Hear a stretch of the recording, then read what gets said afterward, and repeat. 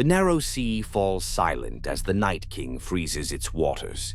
His power stretches across, unstoppable. The army of the dead marches forward, leaving no barrier between them and Essos.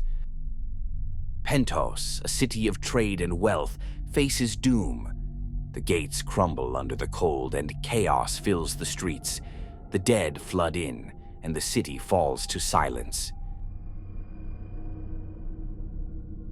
Meereen's golden pyramid watches as icy mist rolls in. The undead descend upon the city, freezing all in their path. There is no warmth left, only the cold of the Night King. Korth, the city of riches, falls to the cold. The towering gates crack and the vibrant streets turn to frozen ruins. The undead advance, and Korth's beauty shatters like glass.